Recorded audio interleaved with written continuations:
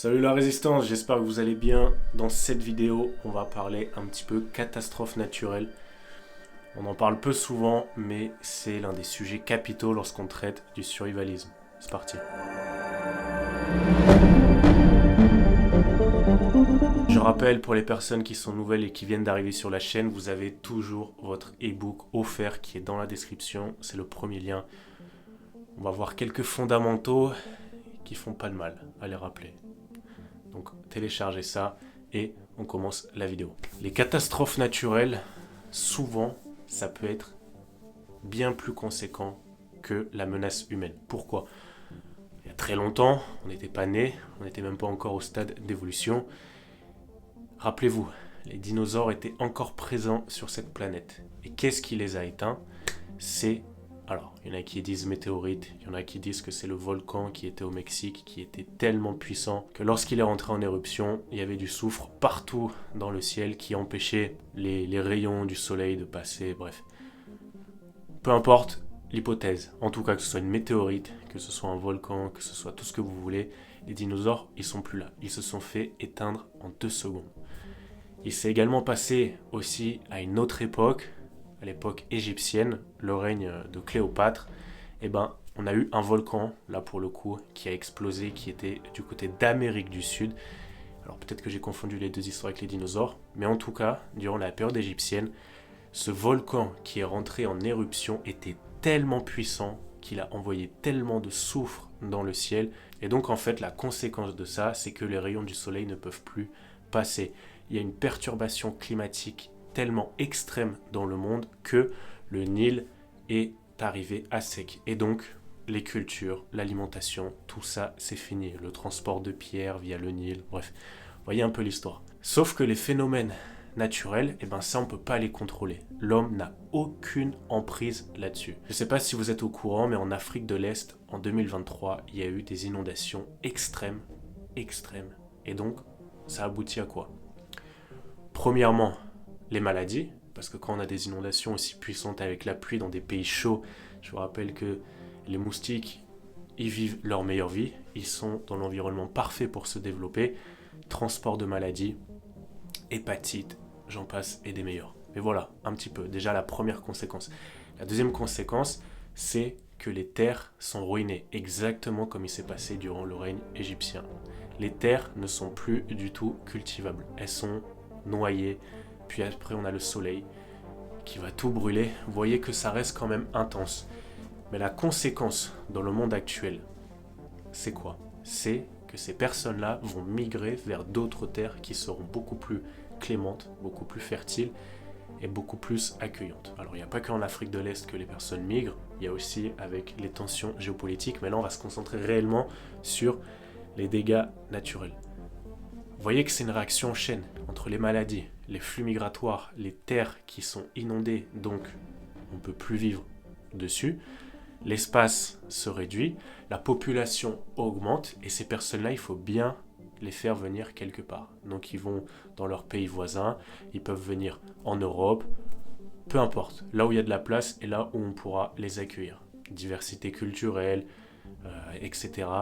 Souvent, ça mène ensuite à des drames, des conflits humains, culturels. Mais en France, c'est pareil. En France, on a régulièrement des inondations, des crues dans le Var et même d'autres régions. Je dis tout le temps le Var, mais il y a plein d'autres régions qui sont inondées. Du côté de là où je suis, c'était les feux de forêt il n'y a pas très longtemps. Criminels, pas criminels, peu importe, les feux de forêt. Vous voyez que même en France, déjà, dans notre petit pays, on est touché par ce genre de phénomène et ça fait très mal. Il y a des commerces qui tombent à l'abandon, qui font faillite. Bon, c'est un peu le cas extrême parce qu'après il y a les assurances. Ça c'est pareil, les assurances ensuite, il faut faire tous les papiers, toutes les démarches. Vous n'êtes pas assuré en fonction de la zone où vous habitez parce qu'ils considéreront qu'en fait c'est trop risqué. Vous voyez que la nature, on n'a pas de contrôle dessus, en tout cas très peu, et ça peut être très dévastateur. Et tout ça, ça fait quoi ? Ça détruit des villes. Voilà, il y a des villes qui sont radiées, des villes qui sont inondées. Il y aura des îles à l'avenir aussi avec le changement climatique qui seront inondées, flux migratoires. Voilà, vous voyez un petit peu la suite de l'histoire. Donc la nature, c'est quelque chose qu'on peut que très difficilement contrôler. On n'a peu d'emprise dessus. On peut choisir où est-ce qu'on va, mais ensuite, c'est compliqué.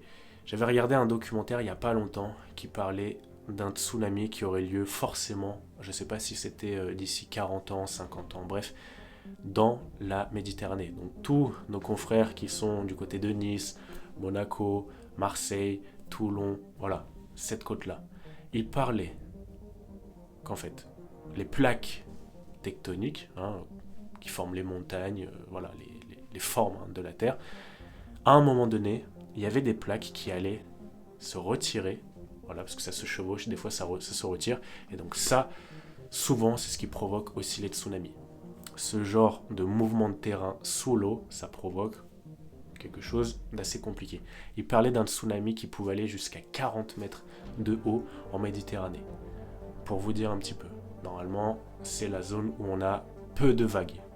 Voilà, là, un tsunami de 40 mètres. Donc, le but de cette vidéo, c'est de vous dire que, attention, la zone dans laquelle vous allez potentiellement évacuer à long terme, où est-ce que vous vivez, et aussi les conséquences que ça peut avoir. Donc, comment est-ce qu'on fait pour se préparer à ce genre de scénario? Déjà, il faut connaître les environnements, le risque de notre environnement. Il y en a, c'est la menace nucléaire, il y en a, c'est les mouvements d'argile, il y en a, ça peut être les ouragans, les tempêtes, bref. Vous voyez, aux États-Unis, ils sont beaucoup touchés par tout ce qui est ouragan. Connaissez votre environnement. C'est pour ça, quand je vois des personnes qui me disent, moi, j'aimerais évacuer, je sais pas, aller dans l'Est de l'Europe, ok, mais est-ce que vous connaissez l'écoclimat? Quel genre d'animaux sont là-bas? Les risques aussi avec l'environnement, les plantes. Vous voyez, cette vidéo-là, c'est un rappel pour vous dire que oui, il y a la guerre nucléaire potentielle, même si Macron semble réduire un peu la tension par rapport à ça, mais il y a surtout la nature. Et la nature, on l'a vu avec le virus, voilà, 2020, des fois, ça on s'y attend pas. Et ça peut complètement niquer un pays. Alors même si le virus a été créé de toutes pièces, même si, bon, on s'en fout. En tout cas, c'est un virus qui a touché beaucoup de personnes, qui a mis beaucoup de personnes dans l'embarras, qui a aussi ôté des vies. Et c'est pareil pour les catastrophes naturelles. Une épidémie, ça peut être considéré aussi comme une catastrophe naturelle. Voilà, c'est un rappel pour vous dire, attention, il n'y a pas que l'humain, et souvent la nature peut être beaucoup plus impitoyable, et derrière, l'humain se chargera, faites-moi confiance, de faire les derniers détails que la nature n'aurait pas fait. Voilà pour cette vidéo. N'oubliez pas, pour les nouveaux, vous avez toujours le e-book qui est dans la description. Pareil, vous allez découvrir des choses assez sympas, et je vous dis à très bientôt. Ciao la résistance.